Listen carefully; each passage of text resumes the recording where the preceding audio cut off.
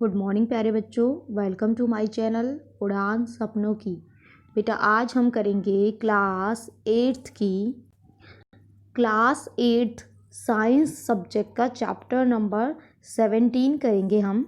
ठीक है, 17 चैप्टर जिसका नाम है तारे एवं सौर परिवार।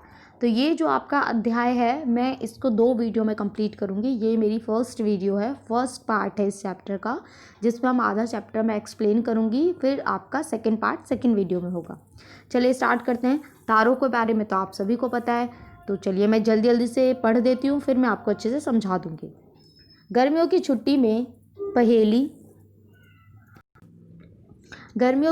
में पहेली और बूझो अपने दादा दादी के गांव गए। रात्रि का भोजन करने के पश्चात वे घर की छत पर गए। उस दिन आकाश स्वच्छ था, बादल नहीं थे। वे आकाश में अत्यधिक संख्या में चमकीले तारे आश्चर्यचकित हो उठे। यानी कि उन्होंने तारे देखे कि भाई इतने सारे तारे हैं, चमकीले तारे, और एकदम बादल, आसमान एकदम साफ था। अपने शहर में उन्होंने ऐसा सुंदर दृश्य कभी भी नहीं देखा था। ठीक है, ये देखिए स्टार्स कितने क्लियर दिख रहे हैं। पहेली यह जानना चाहती थी कि बड़े शहरों के आकाश से गांव के आकाश का इतना भिन्न क्यों है। यानी कि जो गांव का आकाश है वो इतना साफ सुथरा एकदम क्लियर है और उसमें तारे नज़र आ रहे हैं, पर शहर में ऐसा नहीं होता, तो क्यों? तो उसके दादाजी ने कहा कि चमकीले प्रकाश, धुएं और धूल के कारण बड़े शहरों में तो स्वच्छ आकाश विरले ही दिखाई देता है। यानी कि उन्होंने कहा कि बहुत ज़्यादा पोल्यूशन होता है, धूल मिट्टी और धुआं ये सब होता है शहरों में, तो जिस वजह से आकाश जो है वो साफ नज़र नहीं आता है। उन्होंने रात्रि के आकाश में कुछ आकाशीय पिंडों की पहचान कर उनसे संबंधित कहानियाँ भी सुनाई। तो उन्होंने कहा रात्रि के आकाश का अवलोकन करना चित्ताकर्षक वही हो सकता है जहाँ वातावरण स्वच्छ हो तथा चमकीला प्रकाश ना हो। यानी कि वहीं देख सकते हैं हम जहाँ पे वातावरण जो है आपका बहुत ही स्वच्छ हो। किसी स्वच्छ अंधेरी रात्रि में आकाश की ओर दृष्टि डालिए। जब आप बहुत सुंदर एकदम साफ आसमान होगा और आप रात में उस आसमान को जब देखेंगे, आपको समस्त आकाश में बिंदुओं के समान असंख्य तारे नजर आएंगे। यानी कि बहुत सारे स्टार्स नजर आएंगे, जिनमें बहुत ही चमकीले होंगे, कुछ थोड़े चमकीले होंगे।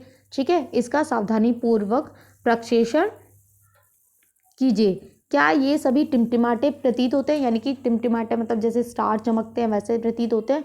क्या आपको तारे जैसे कोई ऐसा पिंड दिखाई देता है जो टिमटिमाटा ना हो, यानी कि जो चमकता हुआ नजर ना आ रहा हो, मतलब रोशनी तो हो पर वो चमक ना रहा हो। इनमें जो पिंड टिमटिमाते नहीं हैं उन्हें क्या कहते हैं? ग्रह कहते हैं। ठीक है बेटा, जो चमकते हैं वो आपके तारे हो गए, जो नहीं चमकते हैं, जो टिमटिमाते नहीं हैं, वो क्या कहलाते हैं? ग्रह कहलाते हैं। रात्रि के आकाश में सबसे अधिक प्रतीत पिंड चंद्रमा है। यानी कि सबसे ज़्यादा जो चमकता है वो चंद्रमा है रात में। तारे, ग्रह, चंद्रमा तथा आकाश के बहुत अन्य पिंड खगोलीय पिंड कहलाते हैं। यानी कि इन सबको मिला के हम क्या कहेंगे? ये सब क्या कहलाते हैं? खगोलीय पिंड कहलाते हैं।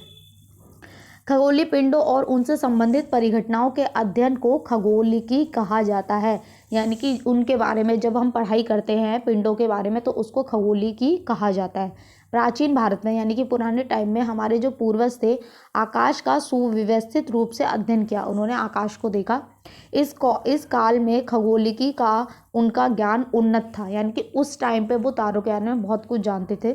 सूर्य, तारे, चंद्रमा और ग्रहों की गति के संबंध में उनका ज्ञान सही कैलेंडर और पांचांग सृजित करने में सहायक रहा है। यानी कि वो सूर्य, चंद्रमा, तारे इन सबको देख कर ही कैलेंडर बना देते थे। ठीक है, इनसे लोगों को अपनी दिनचर्या बनाने में सहायता मिली। कैलेंडर और पंचांगों से लोगों को फसल के चुनाव और उनके बुवाई के समय के लिए जलवायु और वर्षा के पैटर्न की समझ में बढ़ोतरी हुई। यानी कि क्या हुआ, जो कैलेंडर था और जो पंचांग वो बनाते थे, उससे वो ये जान पाए कि हमें कब फसल उगानी है, कब बोनी है और कब काटनी है, और किस टाइम पे कैसी जलवायु होगी, कब बारिश हो सकती है, तथा इस प्रकार के मौसम और पर्वों की तिथियां भी निश्चित हुई। तो मौसम बन गए, इसी हिसाब से मौसम सर्दी गर्मी का मौसम बन गया और फेस्टिवल की डेट्स भी तय हो गई। इस अध्ययन से हम आकाशीय पिंडों का अवलोकन कर उनके बारे में जानेंगे। तो बेटा सबसे पहले हम पढ़ेंगे चंद्रमा के बारे में। चंद्रमा सबसे ज़्यादा चमक रहा है, तो अब हम चंद्रमा के बारे में सबसे पहले पढ़ लेते हैं। क्या चंद्रमा की आकृति प्रतिदिन परिवर्तन होती है? क्या ऐसा भी दिन है जब चंद्रमा की आकृति पूर्णतः गोल प्रतीत होती है? यानी कि ऐसा है कि जो चंद्रमा है उसका जो साइज़ है, जो आकृति है वो चेंज होती रहती है, या फिर एक जैसा ही रहता है, या कभी ऐसा भी होता है कि वो बिल्कुल गोल हो जाता है? आपने देखा होगा। क्या ऐसे भी दिन है जब स्वच्छ आकाश होने पर चंद्रमा को दिखाई नहीं देता? चंद्रमा दिखाई नहीं देता है, मतलब आसमान बिल्कुल साफ है, लेकिन कभी कभी ऐसा होता है ना कि हमें चंद्रमा ही दिखाई नहीं देता। उस दिन को जब चंद्रमा की पूर्ण चक्रिका दिखाई देती है, पूर्णिमा कहते हैं बेटा, पूर्णिमा कहते हैं ना, पूर्णिमा की रात है, तो तब क्या होता है, पूर्णिमा में जो चंद्रमा है वो आपको पूरा गोल नजर आता है, बहुत ही सुंदर नजर आता है। इसके पश्चात प्रत्येक रात्रि को चंद्रमा का चमकीला भाग घटता जाता है, यानी कि ये कम होता जाता है, धीरे धीरे धीरे धीरे घटता जाता है। और 15वें दिन पे क्या होता है, 15वें दिन चंद्रमा दिखाई नहीं पड़ता, यानी कि पूरा ये ढक जाता है। तो और इस दिन को हम क्या कहते हैं, अमावस्या। ठीक है, हर 15 दिन में पूर्णिमा होती है, हर 15 दिन में अमावस्या होती है। क्लियर है। पहले पूरा चंद्रमा दिखा, पूर्णिमा, धीरे धीरे कम हुआ, 15वें दिन पे वो पूरा गायब हो गया, तो अमावस्या की रात कहते हैं। अगले दिन फिर क्या होगा, धीरे धीरे फिर दिखने लगेगा, ये खेल खेलता रहता है ऐसे ही। अगले दिन चंद्रमा का एक छोटा सा भाग आकाश में दिखाई देता है, इसे बाल चंद्र कहते हैं, यानी कि बिल्कुल इतना छोटा सा कुछ दिखाई दिया चंद्रमा का भाग, तो उसे हम क्या कहेंगे, बाल चंद्र कहेंगे। इसके पश्चात फिर प्रतिदिन चंद्रमा बड़ा होता नजर आ जाता है, फिर 15वें दिन पूरा चंद्रमा दिख जाता है, फिर पूर्णिमा हो जाती है, यानी कि हर 15 दिन बाद अमावस्या होती है और उसके हर नेक्स्ट 15 दिन बाद पूर्णिमा होती है। पूरे माह तक दिखाई देने वाली चंद्रमा की प्रदीप्त भाग की विभिन्न आकृतियों को चंद्रमा की कलाई कहते हैं, यानी कि वो जो अपनी शेप चेंज करता है ना, पहले इतनी हुई, फिर इतनी हुई, फिर इतनी हुई, फिर थोड़ी बड़ी, तो उनको क्या कहते हैं, चंद्रमा की कलाएं कहते हैं। कला कर रहा है वो, है ना। चंद्रमा की कलाओं को हमारे सामाजिक जीवन में महत्वपूर्ण भूमिका है। भारत में लगभग सभी पर्वों को चंद्रमा की कलाओं के अनुसार मनाया जाता है, यानी कि चंद्रमा किस शेप में है उसके हिसाब से ही फेस्टिवल्स मनाए जाते हैं। जैसे दिवाली, ठीक है, दीपावली कब मनाई जाती है, अमावस्या पर मनाई जाती है। बुद्ध पूर्णिमा और गुरु नानक जयंती पूर्णिमा पर मनाई जाती है। महाशिवरात्रि को कृष्ण पक्ष की त्रयोदशी कहते हैं। बालचंद्र शुक्ल पक्ष की प्रथम के दर्शन के अगले दिन ईद उल फितर मनाई जाती है। तो बहुत सारे फेस्टिवल हैं जो हमारे चंद्रमा के पोजीशन के हिसाब से मनाए जाते हैं। आइए इन्हें यह जानने का प्रयास करें कि चंद्रमा की कलाएं क्यों दिखाई देती हैं। अब भाई ये भी तो पता होना चाहिए कि क्यों दिखाई दे रही हैं। अध्याय 16 में आपने यह पढ़ा है कि चंद्रमा सूर्य तथा अन्य तारों की भांति अपना प्रकाश उत्पन्न नहीं करता है। बेटा जो चंद्रमा होता है ना, उसके पास अपना सूरज अपनी रोशनी नहीं होती है। सूरज और तारों के पास अपनी रोशनी होती है। तो ये क्या करता है, ये सूरज से उसकी रोशनी लेता है। हमें चंद्रमा इसलिए दिखाई देता है क्योंकि यह अपने पर पड़ने वाली सूर्य के प्रकाश को हमारी ओर परिवर्तित कर देता है, यानी कि इतने पे इसकी रोशनी पड़ी और जितने पार्ट पे इसकी रोशनी पड़ेगी उतने को ये चमका देता है और वही चीज़ हमें दिखाई दे जाती है। ठीक है, इसलिए हम चंद्रमा के उसी भाग को देख पाते हैं जिस भाग से सूर्य का परावर्तित प्रकाश हम तक पहुंचता है। ठीक है, देखिए बेटा ये फेसेस दिए हुए हैं, यानी कि चंद्र कलाएं, उसकी कलाएं दी हुई हैं। देखो ये चंद्रमा, देखो बेटा ये पूरे यहाँ से दिखते हैं, ये फुल है ना। तो ये क्या हो गया, पूर्णिमा हो गया। इसके बाद ये धीरे धीरे घट रहा है, देखो घट रहा है और 15 दिन पे बिल्कुल ही ब्लैक हो गया, बिल्कुल ही गायब हो गया। तो ये आपकी क्या हो जाएगी, अमावस्या हो जाएगी। इसके बाद फिर धीरे धीरे ये फिर बढ़ने लगता है। तो ये इसकी पोजीशन दे रखी है, देख लेना आप। अब आप पूर्णिमा और तथा अमावस्या के दिन सूर्य, चंद्रमा तथा पृथ्वी की सापेक्ष स्थितियों का अनुमान लगा सकते हैं, यानी कि पूर्णिमा और अमावस्या के दिन सूर्य कहाँ होता है, चंद्रमा कहाँ होता है और पृथ्वी कहाँ होती है। तो ये देखिए डायग्राम दिया हुआ, ये पृथ्वी है, ये चंद्रमा है और ये आपका क्या है, ये आपका सूर्य है, ये इसकी परिक्रमा कर रहे हैं। पूर्ण चंद्रमा देखने के लिए आप आकाश के किस भाग में देखेंगे, यानी कि आपको पूरा चंद्रमा दिखाई दे तो आप कहाँ देखेंगे। बालचंद्र के पश्चात पृथ्वी से देखने पर प्रतिदिन चंद्रमा के प्रदीप्त भाग में वृद्धि होती है, यानी कि बालचंद्र मतलब छोटा सा ही चंद्रमा निकलता है। इसके बाद धीरे धीरे वृद्धि होती है, मतलब धीरे धीरे ये बढ़ता जाता है पार्ट। पूर्णिमा के पश्चात पृथ्वी से देखने पर चंद्रमा का सूर्य द्वारा प्रदीप्त भाग प्रतिदिन घटता जाता है। जब ये पूरा हो जाता है तो फिर धीरे धीरे घटता जाता है, जो अभी पहले समझाया था। ठीक है, चंद्रमा पृथ्वी की एक परिक्रमा पूरी करने में अपने अक्ष पर एक घूर्णन पूरा करता है, यानी कि ये पृथ्वी है और ये चंद्रमा इसके चक्कर लगा रहा है, तो इसका चक्कर जो लगाता है और अपनी ही पोजीशन पे भी ये घूमता है, तो ये अक्ष पर एक घूर्णन पूरा करता है, यानी कि एक चक्कर पूरा करता है।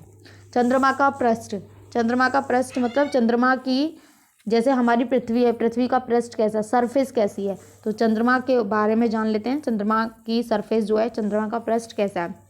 कवियों तथा कहानीकारों को के लिए चंद्रमा एक चित्ताकर्षक पिंड है, यानी कि बहुत ही सुंदर और बहुत ही अच्छा पिंड है। पिंड है मतलब एक तरीके से बोल सकते हैं ना कि चंद्रमा बहुत अच्छा है। आपने सुना होगा, पोयम भी बनी हुई है चंद्रमा के ऊपर और कहानी भी लिखी गई है।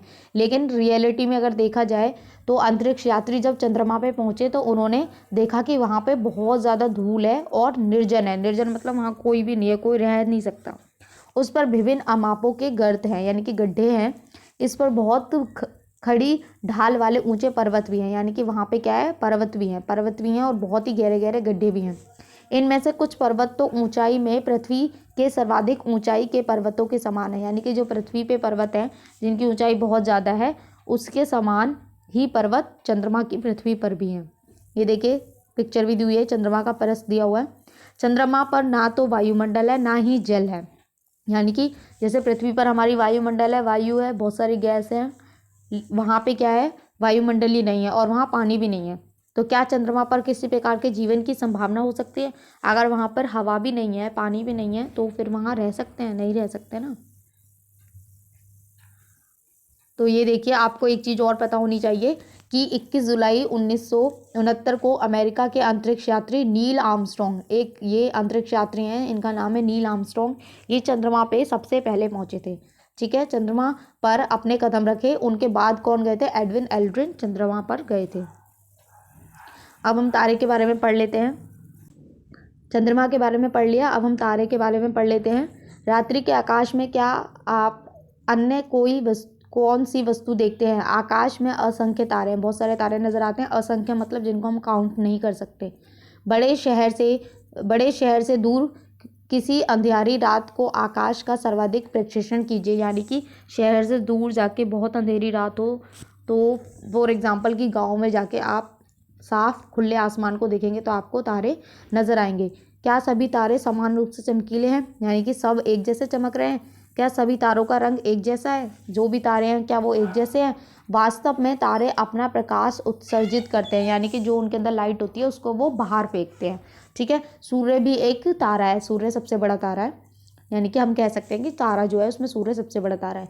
अन्य तारों की तुलना में सूर्य इतना अधिक बड़ा क्यों दिखाई देता है? अब भाई ये भी सोचने वाली बात है कि तारे तो सारे हैं और सूर्य भी तारा है, लेकिन सूर्य तो हमें इतना बड़ा नज़र आता है और तारे इतने छोटे छोटे से नज़र आते हैं, तो क्यों? अब देखिए, आपके पास एक फुटबॉल रखी है, 100 मीटर की दूरी पर फुटबॉल में से कौन सी प्रतीत होती है? यानी कि आपके पास एक फुटबॉल रखी है, आप यहाँ खड़े हैं और आपके पास एक फुटबॉल है और एक फुटबॉल यहाँ है, तो बेटा कौन सी बड़ी नज़र आएगी? ऑब्वियसली जो आपके पास में वो बड़ी नज़र आएगी। तो यही चीज़ है कि जो तारे हैं वो यहाँ पर हैं तो हमें वो छोटे नज़र आते हैं, और जो आपका जो चंद्रमा है वो आपका यहाँ पे है तो आपको चंद्रमा बड़ा नज़र आता है। ठीक है, तारे सूर्य चंद्रमा बोल दिया मैंने, वहाँ सूर्य आना था। सूर्य की तुलना में लाखों गुना अधिक दूर है। ये सूर्य हो गया और ये आपके तारे हो गए। ये आपके पास में सूर्य जो है वो आपके पास में है और ये आपके तारे आपके दूर है, तो जो पास में है वही चीज़ बड़ी नज़र आएगी। इसलिए तारे हमें बिंदु जैसे प्रतीत होते हैं, तारे दूर है तो इसलिए वो हमें छोटे छोटे नज़र आते हैं। आप ये चीज़ भी पढ़ लीजिए बेटा। जो सूर्य है पृथ्वी से लगभग इतने किलोमीटर, यानी कि 15 करोड़ मिलीलीटर दूर है, किलोमीटर दूर है सूर्य जो है पृथ्वी से। सूर्य के पश्चात दूसरा निकटतम तारा प्रक्सिमा है। एक और तारा है प्रक्सिमा सूर्य के पास, इसकी दूरी दी हुई है इतने किलोमीटर है। अब आप देखिए, आप जो दूरी नापते हैं वो मीटर में, किलोमीटर में नापते हैं, लेकिन इतनी लंबी दूरी को हम कैसे नापेंगे? इतना किलोमीटर, इतना इंच टेप हम ये सब कहाँ से लेकर आएंगे? तो इसके लिए क्या होता है, इतनी अधिक दूरियों को लंबाई के लिए एक अन्य मात्रक है जिसको कहते हैं प्रकाश वर्ष। ठीक है, प्रकाश वर्ष भी बिल्कुल किलोमीटर जैसे हम यूज़ करते हैं दूरी नापने के लिए, वैसे ही प्रकाश वर्ष भी यूज किया जाता है। ठीक है, तो आप बोल सकते हैं जो प्रकाश वर्ष है वो लंबाई नापने के लिए यूज़ होता है। यह प्रकाश द्वारा एक वर्ष में चली गई दूरी है, यानी कि एक वर्ष में कितना लाइट कितनी चली। प्रकाश की चाल ये आप देख लीजिए, इतने किलोमीटर प्रति सेकंड है। इस प्रकार सूर्य की पृथ्वी से दूरी 8 प्रकाश मिनट है। ठीक है, तो प्रकाश वर्ष आपको पता होना चाहिए, इसलिए मैंने ये आपको बता दिया। वास्तव में दिन के समय भी आकाश में तारे होते हैं, तथापि उस समय सूर्य के तीव्र प्रकाश के कारण वे हमें दिखाई नहीं देते। यानी कि जो आपके तारे होते हैं वो दिन में भी होते हैं, रात में भी होते हैं, लेकिन दिन में जो सूरज होता है उसकी रोशनी इतनी ज़्यादा होती है तो उसके सामने वो तारे हमें नज़र ही नहीं आते हैं। कुछ समय तारों अथवा ग्रहों तारों के समूह को का आकाश में लगभग 2 घंटे अथवा अधिक समय तक प्रक्षेपण कीजिए। क्या आपको क्या पता चलता है? क्या आप आकाश के तारों की स्थिति में कोई परिवर्तन होता न देखेंगे? यानी कि आप कुछ टाइम तक बहुत ही ध्यानपूर्वक आप तारों को देखिए आकाश में, तो आपको नज़र आएगा, आपको ऐसा फील होगा कि जो तारे हैं वो मूव कर रहे हैं, यानी कि अपनी जगह को बदल रहे हैं। आप ये पाएंगे कि तारे जो हैं पूर्व से पश्चिम की ओर गति कर रहे हैं। कोई तारा जो सूर्यास्त होते ही पूरब में उदय होता है, सामान्यतः सूर्योदय से पहले पश्चिम में अस्त हो जाता है, यानी कि जो पूरब में था सुबह को, वो शाम को पश्चिम में पहुंच जाता है। तारे पूरब से पश्चिम की ओर गति करते हुए क्यों प्रतीत होते हैं? भाई क्यों चलते हैं, हमें ऐसा क्यों लगता है? देखिए क्यों लगता है, उसका रीज़न पहली याद करती है कि जब किसी रेलगाड़ी में होती है तो निकट के वृक्ष तथा भवन पीछे की दिशा में जाते प्रतीत होते हैं। यानी कि देखिए, जब आप ट्रेन से जा रहे हैं, आपकी ट्रेन इस साइड में जा रही है और यहाँ पे पेड़ हैं और घर है, आप तो इस साइड में जा रहे हो, लेकिन आपको क्या लगता है कि ये जो पेड़ और जो घर है ये इस साइड में जाने हैं, पर ऐसा होता है एक्चुअली में? कौन चल रहा होता है? आप चल रहे होते हो ना, ये तो यहीं के यहीं होते हैं, लेकिन आपको क्या लगता है कि ये भाई वापस जा रहे हैं। तो वैसे ही बेटा, ऐसे हमारी जो पृथ्वी है ना, वो घूम रही होती है, मतलब वो चल रही होती है, और जो तारे होते हैं वो वहीं होते हैं। तो पृथ्वी घूम रही होती है और हमें लगता है कि ये भी तारे चल रहे हैं। अब पृथ्वी ऐसे घूम रही होती है तो तारे हमें ऐसे नज़र आते हैं, क्योंकि हम ट्रेन में इस साइड में जा रहे हैं तो हमें पेड़ इस साइड में नज़र आते हैं, उल्टा। बिल्कुल वही है, तारे जो है पूर्व से पश्चिम की ओर गमन करते हुए नजर आते हैं। क्यों? क्योंकि जो पृथ्वी है वो पश्चिम से पूर्व की ओर जाती है। समझ में आया? पृथ्वी पश्चिम से पूर्व की ओर जाती है तो तारे हमें पूर्व से पश्चिम की ओर नजर आते हैं। ठीक है, ये देखिए बेटा, ये छाते का दिया हुआ एक एग्जाम, ये एक एक्टिविटी टाइप में आप इसे पढ़ सकते हैं, बहुत ही इंटरेस्टिंग है। वास्तव में ध्रुव तारा एक ऐसा ही तारा है। एक तारा है, बहुत सारे तारे तो आपको नज़र आते हैं चलते हुए, लेकिन एक तारा है ध्रुव तारा जो आपको चलते हुए नज़र नहीं आएगा, जो पृथ्वी के अक्ष की दिशा में स्थित है। ये देखिए, ये पृथ्वी का अक्ष है, तो यहाँ पे ये ध्रुव तारा होता है। यह गति करता प्रतीत नहीं होता है, यानी कि इसकी पोजीशन जो है वो चेंज नहीं होती है। ठीक है, चलिए अब पढ़ लेते हैं हम तारामंडल। तारामंडल में देखिए बेटा, तारामंडल मतलब तारों का समूह हो गया एक तरीके से, है ना। पहचाने जाने योग्य आकृतियों वाले तारे के समूह को तारामंडल कहते हैं। यानी कि बहुत सारे तारे हैं, वो एक साथ हैं और वो कुछ ऐसी आकृति बना रहे हैं जिसे आप पहचान सकते हैं। लेकिन मतलब जैसे आप कह सकते हैं कि भाई ये तो चम्मच की तरह लग रहा है, ये तो हिरन की तरह लग रहा है, तो इसका मतलब आप उनको पहचान सकते हो उन आकृतियों को, तो उसको हम तारामंडल कहते हैं। रात्रि के आकाश में कुछ तारामंडलों की आप आसानी से पहचान कर सकते हैं। इसलिए इसके लिए आपको यह जानना होगा कि कोई विशिष्ट तारामंडल कैसा दिखाई देता है। अब हम तारामंडल के बारे में जानते हैं। बेटा ये देखिए, ये है, ये ग्रेट बियर, ये बियर की तरह नज़र आ रहा है, भालू की तरह। ओरियन है, तीसरा है ये कैसियोपिया, और फिर ये है आपका लियो मेजर। ये देखिए बेटा, ये तारे ऐसे पोजीशन में होंगे, जब आप बहुत ध्यान से देखेंगे तो आपको ये पिक्चर नज़र आएगी, लेकिन थोड़ा टाइम लगेगा देखने में। सबसे पहले चलिए, सबसे पहला है, सबसे बड़ा है ये तारामंडल, सप्तऋषि भी कहते हैं इसको। ठीक है, सप्तऋषि, जिसे आप गर्मियों में रात्रि के प्रथम पहर में देख सकते हैं। यानी कि सप्तऋषि को सिर्फ हम गर्मियों में देख सकते हैं। आप देखिए सप्तऋषि कैसा है, सप्तऋषि चम्मच की तरह है। ठीक है, ये इसको जो है, ये ग्रेट बियर जो है, इसी को हम सप्तऋषि कह रहे हैं। ये देखिए सप्तऋषि का दिया हुआ है साइड में, देखिए बेटा ये चम्मच की तरह है। सप्तऋषि इसका नाम क्यों रखा गया? 7 प्रसिद्ध प्राचीन भारतीय संतों या ऋषियों के नामों के साथ संबंध है। यानी कि 7 ऋषि जो हैं उनके नाम पर ये इसका सप्तऋषि नाम रखा गया। इस तारामंडल को ग्रेट डीपर और ग्रेट बियर भी कहते हैं। ठीक है, अभी मैंने आपको बताया। इस तारामंडल में 7 सुपुष्ट तारे होते हैं, यानी कि 7 तारे होते हैं। बड़ी कलछी अथवा प्रश्न जैसा प्रतीत होता है। ये देखिए, ये है ना, कलछी जैसा प्रतीत हो रहा है, जिसमें 3 यहाँ पे होते हैं कटोरी में और 4 तारे होते हैं। सभी प्राचीन संस्कृतियों में विभिन्न नक्षत्रों के संबंध में दिलचस्प पौराणिक कथाएं प्रचलित हैं। तो बेटा कथा बता दी मैंने कि भाई 7 ऋषि के नाम पे उनका नाम रखा गया है। ठीक है, ये देखिए बेटा, ध्रुव तारा का दिया हुआ है, कितना सुंदर लग रहा है ये चम्मच टाइप में। ये आपको देखिए, ये आपका ग्रेट बियर है, यानी कि सप्तऋषि हैं, 4 सप्तऋषि हैं, और बीच में ये आपका ध्रुव तारा है, कितना सुंदर लग रहा है ना। यहाँ पे भी देखो, ये ध्रुव तारा हो गया। वास्तव में सभी ध्रुव तारे की परिक्रमा करते प्रतीत होते हैं। ये देखो, है ना, बीच में ऐसे वो है ध्रुव तारा है और साइड में आपके सप्तऋषि हैं। ओरियन, ओरियन सेकंड वाला जो था, ओरियन एक विख्यात तारामंडल है जिसे हम सर्दियों में, ये हमें सर्दियों में नज़र आता है और आधी रात होने के बाद नज़र आता है। यह आकाश में सर्वाधिक भव्य तारामंडलों में गिना जाता है। इसे भी 7 या 8 चमकीले तारे होते हैं, यानी और इसको हम शिकारी भी कहते हैं। ठीक है, ये देखिए इसका डायग्राम यहाँ पे बना हुआ है। ठीक है, ये जो है आपका, तो इसको हम शिकारी भी कहते हैं। तारे शिकारी की बेल्ट को निरूपित करते हैं। ये देखिए बेटा, शिकारी जो तारे हैं जो हैं, इसकी बेल्ट लग रही है ना बिल्कुल। आकाश में सबसे अधिक चमकीला तारा सीरियस है, यानी कि सबसे ज़्यादा यही है। ओरियन के निकट दिखाई देता है। देखिए यहाँ पे देखिए, ये जो सबसे तारा है सीरियस, ये बहुत ज़्यादा चमकीला होता है और ये जहाँ पे ओरियन होगा उसके निकट ही वो दिखाई देगा। ठीक है, सीरियस को ढूंढने के लिए ओरियन के मध्य के 3 तारों से गुजरने वाली रेखा की कल्पना कीजिए। यानी कि ये जो है, ये बीच वाली जो लाइन है, इसी के बिल्कुल स्ट्रेट में वो मिलेगा तारा, और कहीं नहीं मिलेगा। इस रेखा के अनुदिश आपको एक अत्यंत चमकीला तारा दिखाई देगा, यह है सीरियस है। तो ये क्या है आपका नाम, इस तारे का नाम सीरियस है। ठीक है, उत्तरी आकाश में एक अन्य ग्रह तारामंडल कैसियोपिया, ये आपका 3rd तारामंडल था। ये कब दिखाई देता है, ये सर्दियों में दिखाई देता है। रात्रि जब स्टार्ट होती है, रात्रि के प्रथम पहर में दिखाई देता है। ये W और M जैसा नज़र आता है। ठीक है, इसकी शेप कैसी होती है, W और M जैसी। तो अब हमारा टॉपिक है सौर परिवार। तो मैं यहाँ अपनी वीडियो फिनिश करती हूँ। सौर परिवार हम नेक्स्ट वीडियो में पढ़ेंगे, इस चैप्टर का पार्ट 2 में पढ़ेंगे। ठीक है, आई होप आपको अच्छे से पसंद आई हो। तो प्लीज़ चैनल को लाइक करें, सब्सक्राइब करें, कमेंट करें, शेयर भी करें। Thank you.